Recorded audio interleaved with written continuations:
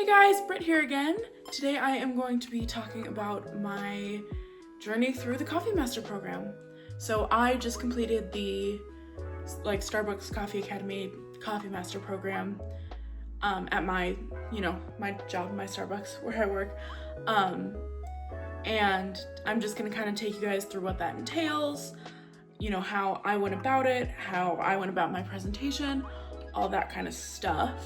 So let's get into it. So starting off, the reason I wanted to be a coffee master is because I've always had a really deep love for coffee ever since I was a kid. My dad would drink coffees in the morning, and we just had a really special connection over coffee pretty early on.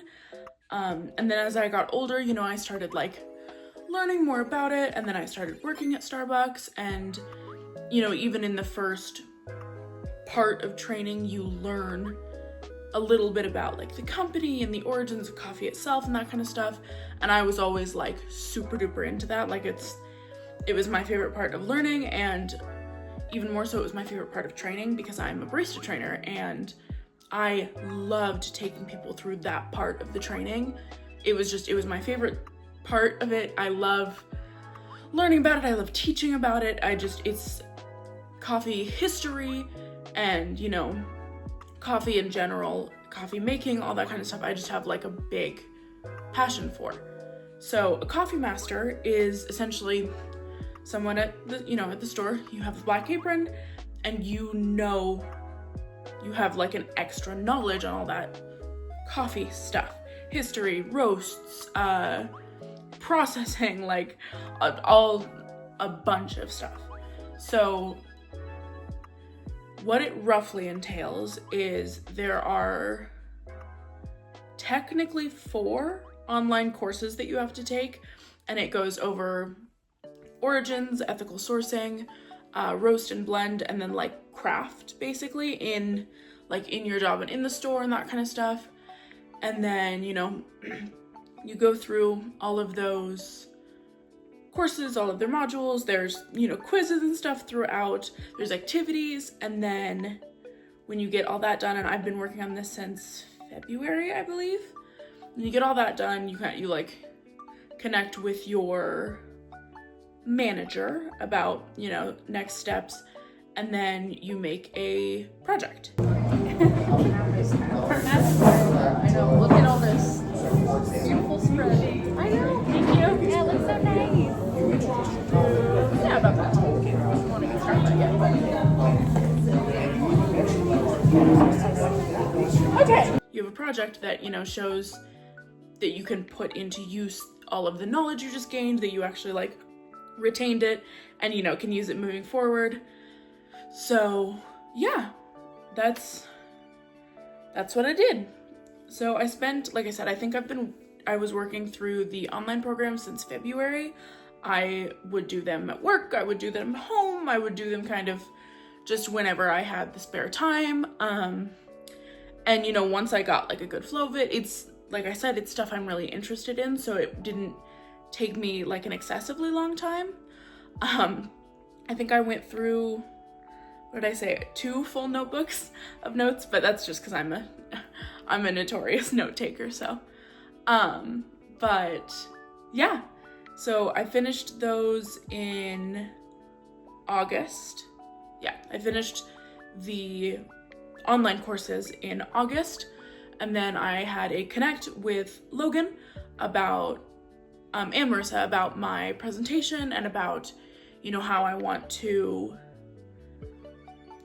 structure it, how post my presentation I want to move forward with utilizing this knowledge and sharing it within our store, and kind of enriching the coffee culture, which was actually a ton of fun, to kind of brainstorm ideas with them.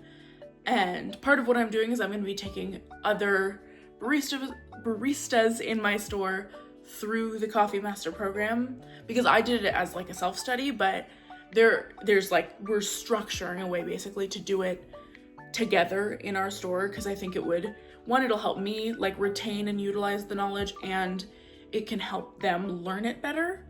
because it's easier to learn when you're not just like doing it all on your own.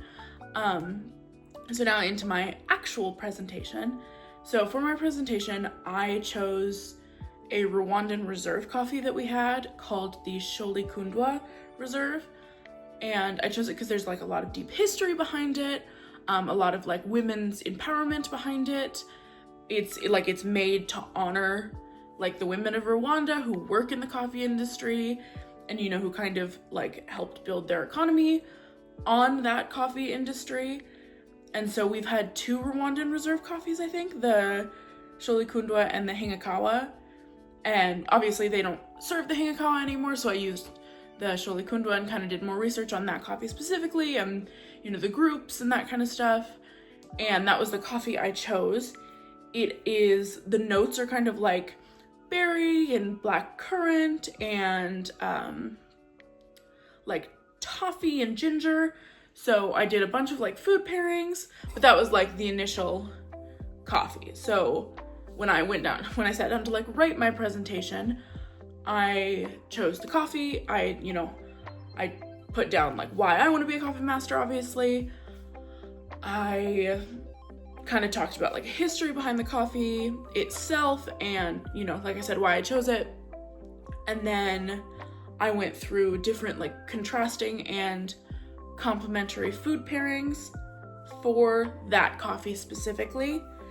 So for my complementary pairing, I did these berry turnovers that a coworker of mine made. They were super good. It was very sweet of her. It was a blackberry blueberry turnover with a vanilla bean glaze and a lemon zest infused sugar on top. And then for my contrasting pairing, I did like York peppermint patties because of the mint and the chocolate, and that was like very different than the notes that are really strong in that coffee. I chose to do a pour over for the presentation of the coffee itself because I think it just highlights the notes a lot better than a lot of other brewing methods. Like a French press kind of brings out too much like oil and it loses a lot of the like more subtle flavors that really make this coffee shine. And drinking it as like just a regular brewed coffee, it was a little dull. As a pour over, you really get like the berry notes and you actually get like a touch of the cocoa notes and those like kind of sweeter toasted sugar notes. They just really shine in the pour over. And since I was doing it with like food pairings and all that kind of stuff, I really wanted a brewing method that just made the coffee shine as much as it could. So I chose to do a pour over, which the other reason I chose to do a pour over is because it looks nice.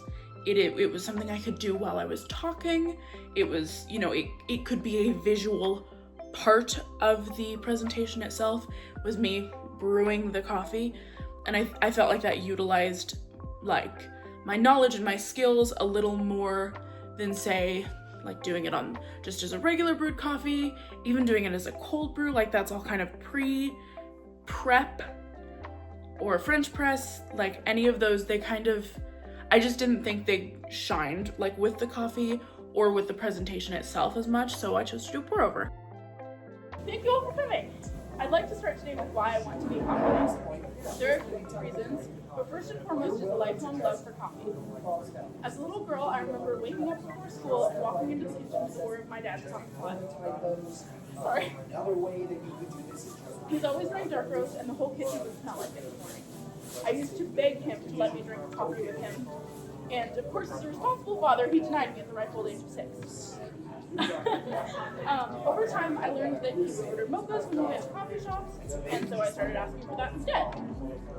I remember the first time he finally said yes and put what was maybe 2 ounces of brewed coffee in my hot chocolate. I was so happy just to share that part of his day with him. About halfway through high school, he decided it was time for me to really have coffee. He poured him and I each a cup of black coffee, and I immediately spit it out. For many years after that, I drank my coffee with an unholy amount of cream and sweetener in it, but that never really mattered. I was sharing this experience with him, and it meant the world to me. When I started at Starbucks, he was the first person outside of work that I did proper coffee tasting with. As an adult, nope. As an adult, I have not only learned to enjoy coffee fully, but I rely on it as part of my routine. I still like it with some sweetness, but in my time at Starbucks, specifically as a barista trainer, has given me incredible appreciation for the magic that can be found in a black cup of coffee. I've been given the opportunity to do a huge variety of coffee tasting, and I want to be able to learn as much as I can. I love teaching the Coffee Academy 100 with my trainees, and I always remember the first time they recognized flavors more complex than just coffee. So why do I want to be a coffee master? So I can continue to gain and share as much knowledge as I can about something that I have a deep appreciation and love for, coffee. Through this experience, I've been given the opportunity to learn why so much of what we do at Starbucks matters. I will be the first to admit that Starbucks can be frustrating and incredibly draining, and it can be so easy to lose sight of why we make coffee and why we care about coffee. In the first step of this journey, I learned about where and how we get our coffee, and one story started. This was the story of the women of Rwanda, honored by the Hingikawa and Shola Reserve coffees, the latter of which we will be tasting today. In 1994, Rwanda suffered a horrible genocide, killing over 800,000 of their citizens. This mass murder was neighbor against neighbor, communities completely turning on each other with violence and hatred. And after the smoke cleared, a community whose people could never be trusted, expected to trust one another, was life. Despite this, the women of Hingikawa brought life back into the country through coffee farming. These women are heroes to their own country and can be inspirations to every single one of us. The community and economy of Rwanda were both immeasurably affected by the work of these women and their passion for bringing people back together through specialty coffee. This story stood out to me for many reasons, the central one being the power of these women to heal and bring people together. I am proud to be a partner who works for a company that I know has had a direct effect on these incredible women through its open source agronomy research. Starbucks Farmer Support Center resources are available to any local coffee farmers, whether we buy coffee from them or not. When Rwanda was forming its chapter of the International Women's Coffee Alliance, which is not affiliated with Starbucks, many of these farmers were given the opportunity to experience cupping for the first time at the Starbucks Support Center in Kigali, Rwanda. These women were from a variety of experiences brought together by a passion for growing and serving by this positive effect.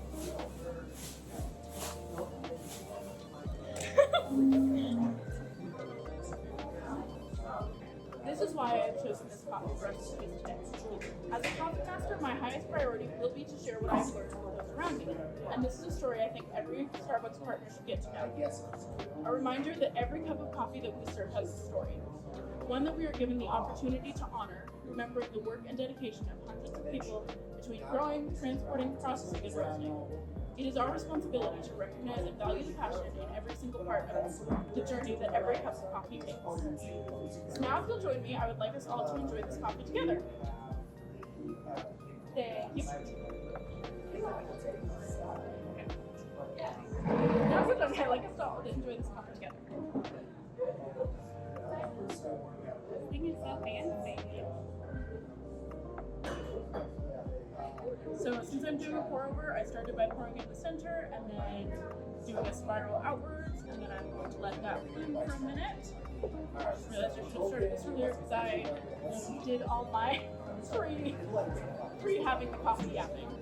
I have a question that I really like to share. The beginnings of your coffee journey with your dad. I think that's just about the cutest thing I've ever heard. I'm just picturing you guys like dropping you off at school every day, looking up your hot chocolate. Yeah. I don't know. Just like that warms my heart. It's like, No, it's like, it's my origin story.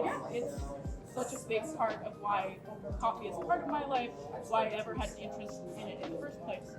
Well, and I love that you brought up, I mean, it's not as cheery, but I love that you brought up this thing about going into this. Yeah. I literally learned about that when I was, let's see, I'm 29 now. I learned about that when I was 20. Yeah. Like, I had No, idea. I learned about it doing the Coffee Master program. It was a huge part of like the Rwanda economy. Like healing was like women working in coffee because they didn't have like male coffee. Actually, I technically did get more than that data. Okay. But We'll let you get to. no, you're good. This is also, I'm gonna just explain this for a minute. So obviously, you guys know, this is our Starbucks coffee tasting wheel. You essentially like start in the center when you're like finding different aromas or flavors in it. You start in the center and kind of do a general, and then you can identify the like more detailed flavors. This kind of guide on how to use it.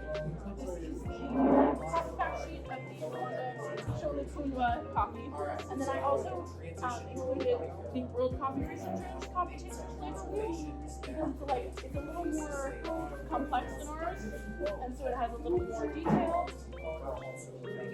You can look at that.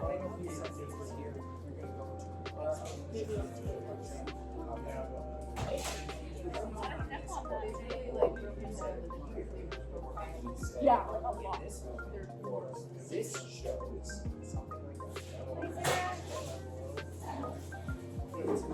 I've also included the like journey that a coffee bean takes. So, as you know, it spends roughly a whole year in a coffee nursery before it's put out into the field, and it still takes like 6 to 9 years for it to start producing any actual coffee trees. And then all of Starbucks coffee is hand picked, so none of it is like machine harvested. It's all hand harvested by people. Then it moves on to the processing, which I will talk about this coffee's processing a little later.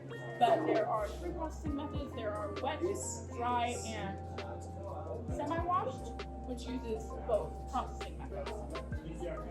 Post that, it gets dried, it gets roasted, and then bagged and popped. All of those things are kind of the journey it takes to get into our store. I really decided to choose this method that takes the longest. It is! I love your 4 weeks. Thank you, it's so pretty. Where did you get it? Amazon.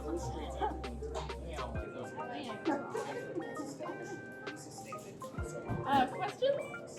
Is there a reason they pick a particular bean for a particular roast? Yes, that is called varietals. So varietals are different types of like coffee tree, like plant types, basically. So certain varietals are known for producing certain flavors. They're also, it depends on like the hardiness of the bean or how dark they decide to roast it. But a lot of times they'll take, like we had a coffee last year that was the Milano Luna Milano Soleil like coffee duo, and they took the exact same coffee bean and they roasted it as a light roast, and then they roasted it as like a very dark roast, and it changed the coffee like completely. But so they look at a lot of different factors when deciding this is going to be a dark roast, this is going to be a light roast, medium roast, because if like certain varietals, if you roast the coffee too much, it kind of starts to lose flavors. And a lot of coffees, if you roast them too light, you don't get the depth of flavor that you and I enjoy the coffee. Did that make sense? Yeah, absolutely. We're getting close, folks. So how is this one roasted? This is a light roast coffee.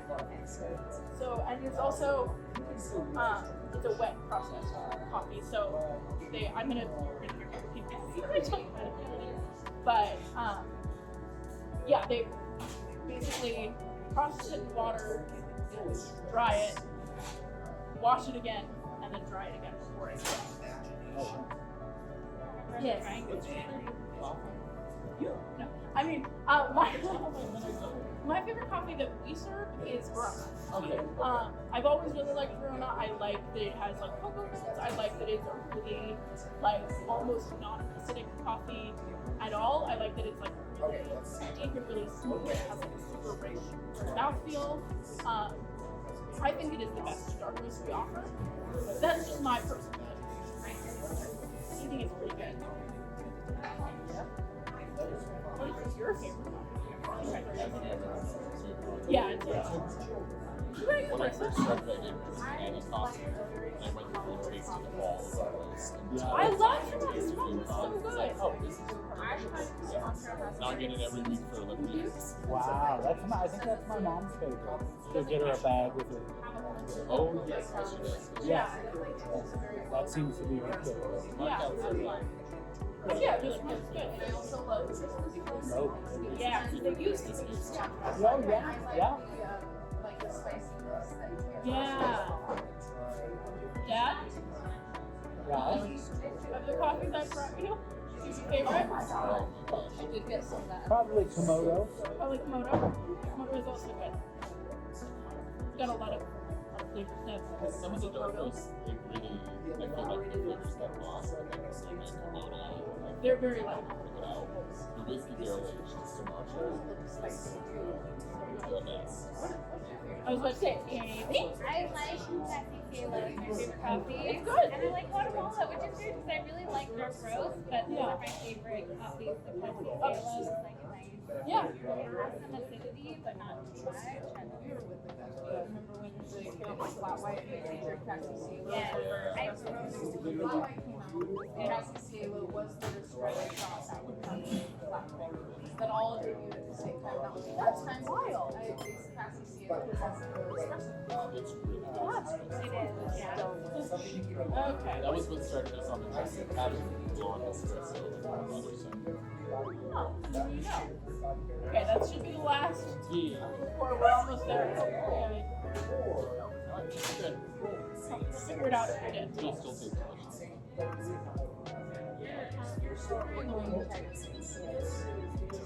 Thank you, thank you. Like I said, I have some more. I'll let actually everyone. Yeah. Yeah, so we'll smell the coffee itself, like in a cup, but I'll also pass this around so everyone can kind of get. I have noticed, in my like trying different things with this coffee, that obviously you can smell a lot more with just the ground coffee. Honestly, it does not have a super strong aroma as a brewed coffee, and that could just be like 1 method or that's 3 methods. But yeah, Sure. it's very like fruity. It's got like kind of a toasted sugar vibe to it, and then we'll kind of look at the You difference. can actually make an air freshener out of coffee, right? I know what you're referencing. When I was a little kid, I used to have. I saw this like YouTube video or something where they were smelling different perfumes and they put coffee in a big salt shaker. And this was before I was allowed to drink coffee, but I always really liked how it smelled, so I stole some of Dad's coffee with permission, I think. Yeah. Surprised if it's so. Some of Dad's coffee, and I put it in a salt shaker, and he would have his coffee in the morning. I'd be like, oh my gosh, it's ridiculous. Like if you go into a lot of like perfume shops and basket shops, they'll have the coffee. It's like, Yeah. oh, I was committed. Okay, I am gonna take this off a little, like, there's still a lot of water in there. And this is getting. Looks like a beer. Like I know, isn't it cute? Okay. Oh. That was such a bad time for my institution. Okay. Well, then y'all.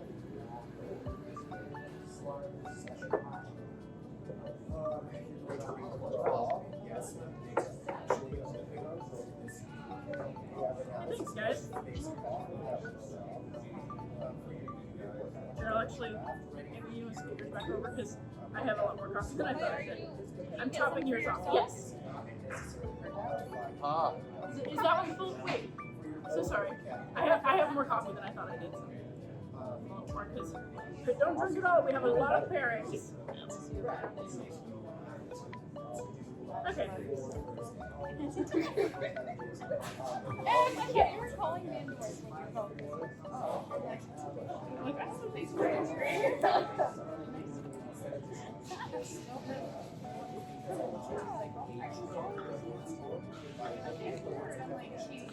Okay, so now the actual the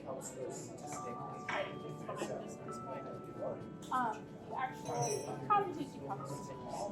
So now if you'll ready, Oh wait, I already said that. As you may know, the first step to tasting great coffee is to smell it. This is how we identify aromas in each of our coffees and inform our senses for the next steps. So if you'll cup the top of your coffee and give it a nice big inhale.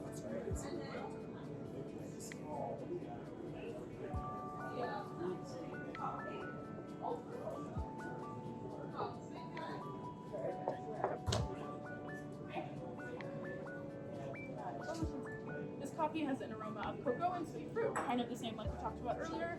It's got kind of like a berry vibe. And honestly, in my experience, the cocoa kind of ends at the aroma. It does not taste as much like cocoa when you get to tasting, but you know, everything's different for every tongue. Fun fact, while you're taking in this coffee scent, the farm of this coffee's origin, Abattoir named Bacholi, was started in 2008 by a group of just 30 women. Since then, it has grown to 528 farmers with men. Now, we'll move on to taste. When tasting coffee, it is important to slurp the coffee and spray it all over your palate. Tasting nerves exist all over the inside of your mouth, not just your tongue, so it's important to get the full experience. Nice and loud. Oh, the fruit comes right towards you. The berry flavor is I don't really know if I've done this as a pour over. That is really good. that's why I chose it.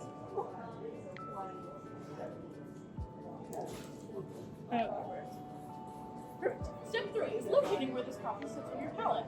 It has a medium to light body, not very heavy, not overly light, similar to tea. Now I personally like to take another sip and let it rest in my mouth for a minute to give myself time with all the flavors.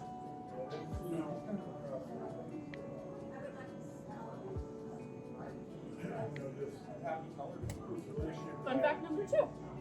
This coffee is of the bourbon varietal. The bourbon varietal trees, despite being lower producers than other varietals, are known for producing beans with complex sweet profiles.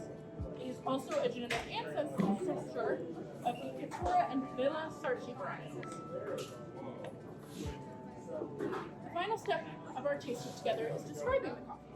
I would say this coffee has some bright fruity notes of berry that are balanced well by the more subtle sweet toffee notes. But the berry is like the very strongest flavor, and then you kind of get that toasted sugar.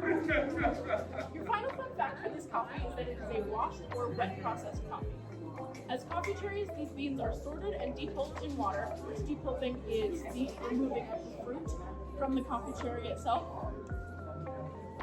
Depulped in water before being dry fermented to break down the mucilage, which is like that kind of sticky honey layer that's underneath the fruit.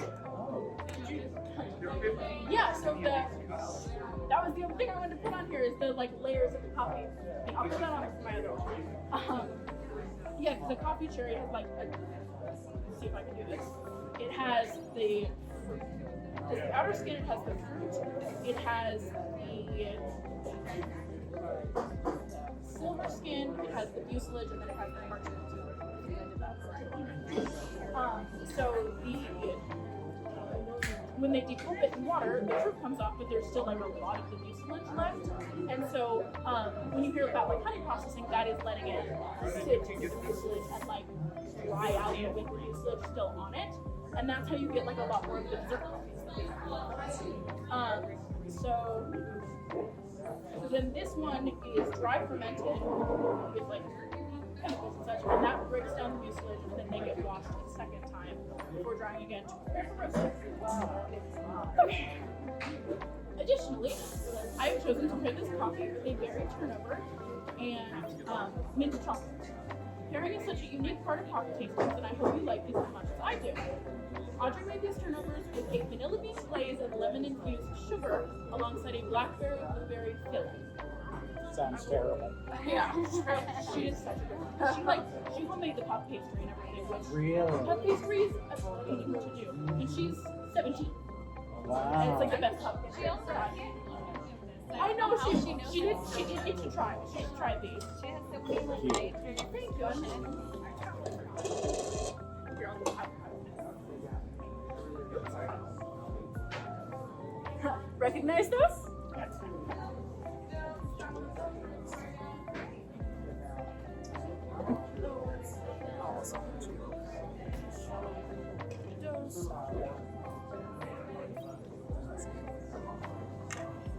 scratchy. It's so small. And I was like, it's small.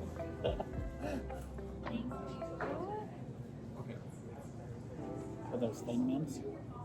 Girl Scout They're- cookies? They're for peppermint. But they're Oh. thick.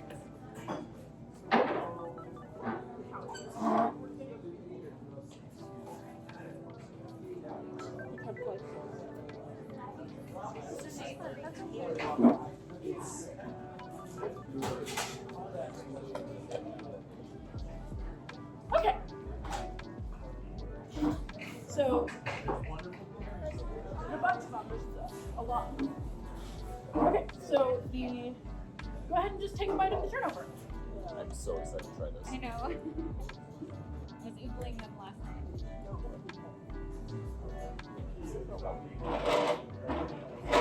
Andre, I know, that's horrible.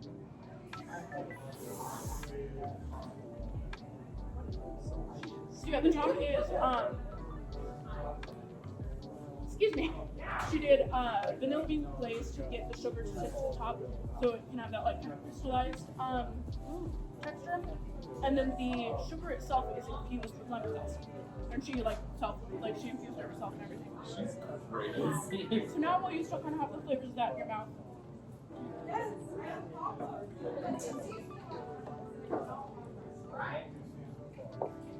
And yeah, you can kind of what Logan's doing, you like take a little bite and hold it in your mouth and drink the coffee.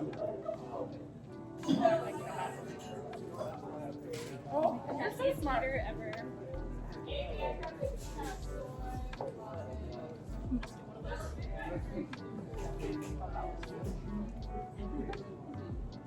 Ordered now. Okay, now we're pairing it. Yeah, so I chose this pairing to be complementary to the coffee. Because you can do, when pairing with coffee, you can do both complementary and contrasting, which I'll have some more. I would say the biggest thing that I noticed when pairing these two is that it brings a lot of brightness to the coffee, and with the like lemon zest and the sugar, it kind of brings out those more citrusy notes that are kind of hidden in the coffee. But it also, because the blueberry blackberry filling is more on the tart side, it like really highlights that berry flavor and that like currant, not like yeah, like well technically gold apparently. Okay. Questions so far? Cool. Our next pairing was chosen to be in contrast to the coffee. Contrasting pairings can help bring out notes that were previously hard to identify within the coffee on its own. Please enjoy a bite of your patty.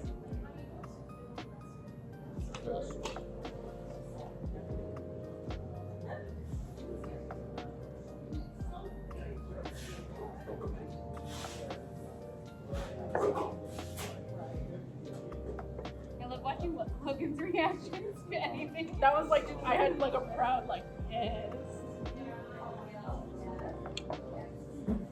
That brings up cocoa. It does. Which is almost like, because the berry flavor is so strong in like an initial, clean tasting of it, I find it really hard to identify the cocoa. And I would say the mint actually does more work than the chocolate here, shockingly, because the mint like really sweetens that berry flavor and also like cleans it. So I would say the mint like provides a kind of clean palate for being able to taste the chocolate notes, which, yeah, like I said, are really hard to identify otherwise, personally. Okay, now, in the center of the board, I've included some additional contrasting and complementary pairings that I would love you guys to try, just as you like. Please. Want to try the raw honey Exactly. so bad. And I have enough spoons for everyone, yay. And yeah, just taste it with, with your coffee and stuff. I'm gonna, yeah.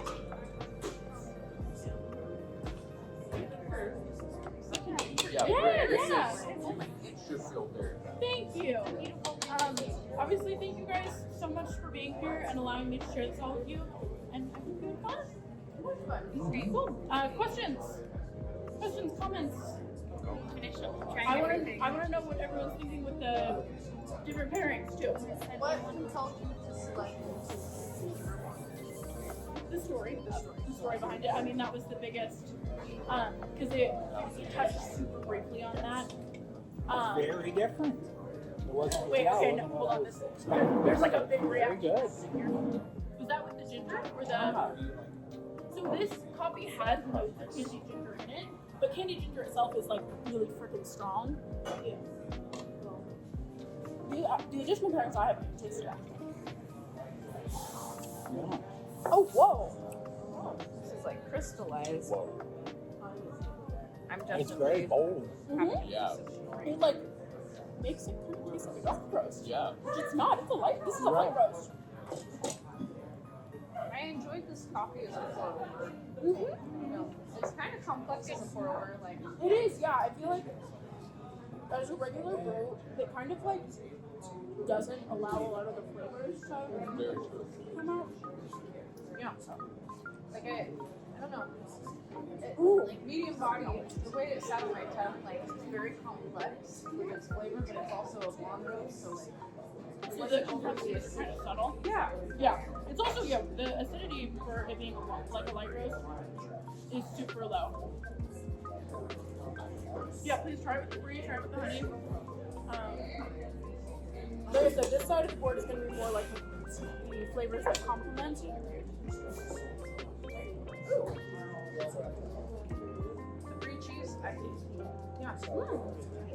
Go ahead. With the coffee, I don't know. I'm trying to figure it out, but it's kind of like that. It tones down the acidity a little. Yeah. Almost like you put cream in it. Yeah. And I get the chocolatey notes for some reason with the cheese. I wonder if it's like salty. Yeah. Because I got that when I did it with the almonds too. I really liked it with the almonds. I thought it was really good. Here's my last one to try. Contrast. Oh, that's good honey. The honey is Oh, crazy this is good. this is raw honey. That a friend of Talia's, like, or a friend of Talia's mom. Like they have bees, they harvest it themselves. Wow.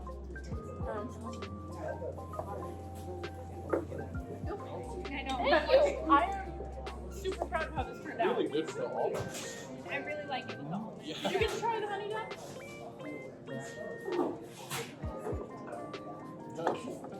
I gave them those two aside. Oh, Just 'cause that's they cool. were, sorry. I'm good. Do you want more? No, I'm good. Okay. Please, there's so much, so please eat more. Fantastic. Thank you. Thank you. So proud. I'm really happy about this. Outstanding job. Thank you. Yeah. You spent a lot of time. I did, yes. Very well. Thank you. This is like the best taco tasting I've probably This ever is on a done. whole, like, Yeah. you've done this whole process. What do you feel the most impactful thing you said with this? Honestly, oh, that's hard. I would say the biggest thing, even though I kind of talked about it like briefer than anything, I have learned how much I value like history in the because I've always liked history. Like I've always enjoyed learning about the history of different things. But there was something about like learning how I can connect that to like my job that made me really realize like I said, there is so much work that goes into every single like coffee bean. So that would be one of the biggest things. And I would also say like being confident in this kind of thing.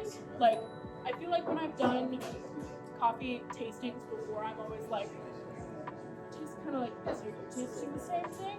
And now I'm like, no, it has these flavors. Like I know that I know this, and I you know, with finding the pairings and stuff, I was second guessing all of them, and they all turned out really, really well, and they all had their own effect on the coffee. So a lot of it was just also, I've like recognizing for myself that I've put in all of this work to have this knowledge and trust that, like, that I can use this knowledge. Yeah. So that was really nice because it was one of the biggest things I wanted out of this was to, you know, be a better, not even just like barista here, but be a better coffee enjoyer and crafter because I have this knowledge and I can, you know, I have like the power to adjust things how I need, like choosing a pour over for this coffee because other brewing methods don't highlight a lot of the flavors that I think are really important with coffee as well. And also that I want to learn more. I want to learn the story of all of our coffees that we offer. Coffee affects so, in Starbucks coffee, but all coffee affects so many lives. Like, it's how. So yeah, that I guess. It's a great takeaway. Thank you. We're also really excited for you to be still deeper coffee drinkers. Because I think you would just be this house. Very I want passionate. yeah, that's like my goal moving forward. Is I want to improve that here, and I want all of our baristas to have a piece of the concept, or even if they don't do the whole thing, like I want them to have some knowledge that they can take it there. And you're going to be the start of that. Thank you. I really hope so. Thank you. I appreciate that. Thank you. So, all that to say, I did get my black apron. I'm officially a Starbucks coffee master. I'm super duper excited about it.